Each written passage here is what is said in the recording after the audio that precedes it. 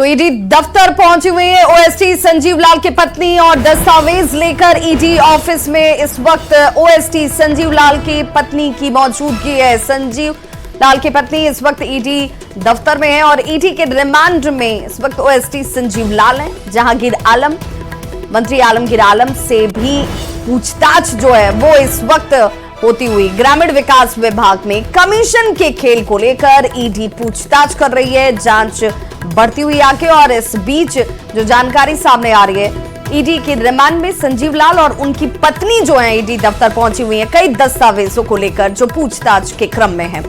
और संवाददाता ओम प्रकाश हमारे साथ इस वक्त फोन लाइन पर जुड़ गए हैं रांची से। ओम प्रकाश, क्या जानकारी मिल रही है? ओएसडी संजीव लाल की जो पत्नी है उनसे किस तरह के दस्तावेज मंगाए गए हैं, किस तरह की पूछताछ हो रही है?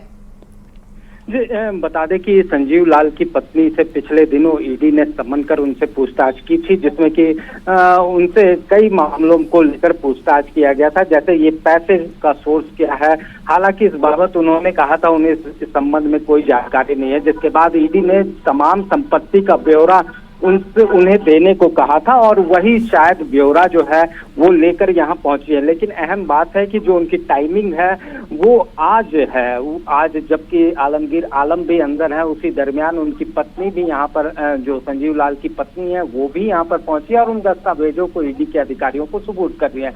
हालांकि अब तक जो पूछताछ चल रही है उसमें तमाम जो बातें हैं, ये पैसे कहां से आए, इन तमाम चीजों को लेकर ही पूछताछ का दायरा जो है वो है। वहीं ये पैसे कहां कहां जाते हैं, इन तमाम चीजों को लेकर पूछताछ की जा रही है।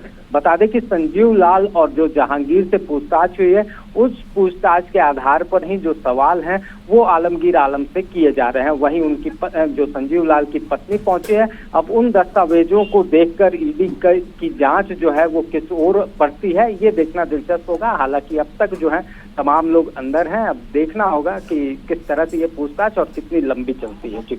बिल्कुल ओम प्रकाश, चूंकि संभावना जाहिर की जा रही थी कि जब मंत्री आलमगीर आलम से पूछताछ शुरू होगी तो ये पूछताछ अन्य दूसरे कड़ियों तक भी जुड़ सकती है, तो क्या ये मानकर चला जाए कि आज ये घंटों पूछताछ चलने वाली है मंत्री आलमगीर आलम से?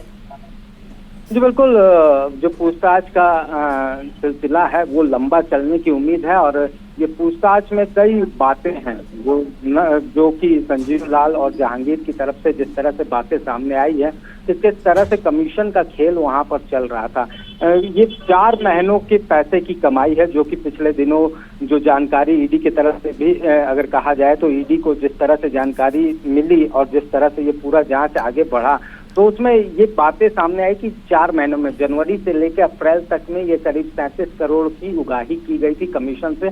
तो ये कमीशन के पैसे किन किन सोर्सेस से आए और इनका पैसों का बंटवारा कहाँ कहाँ जाता था, किन लोगों तक जाता था, ये तमाम चीजें हालांकि अभी जांच में है और इसी सिलसिले में आलमगीर आलम से भी पूछताछ की जा रही है कि आखिर जो टेंडर का खेल चल रहा था उसके बारे में उन्हें जानकारी थी या नहीं थी और क्या अगर थी तो उससे लेकर उन्होंने इसे रोकने का काम क्यों नहीं किया। बहुत बहुत शुक्रिया ओम प्रकाश इस तमाम जानकारी के लिए।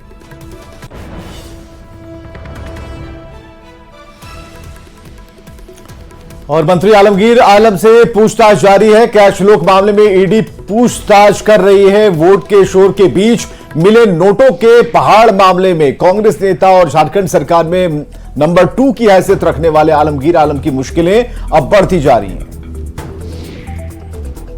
मंत्री आलमगीर आलम ने ईडी जो है उनसे ये पूछताछ कर रही है और इस वक्त उनकी खुद की मौजूदगी भी ईडी ऑफिस में है। मंत्री के ओएसडी संजीव लाल और सहायक जहांगीर आलम के घर से 35 करोड़ से ज्यादा कैश की बरामदगी हुई थी और इस वक्त संजीव लाल और जहांगीर दोनों ही ईडी की रिमांड पर हैं।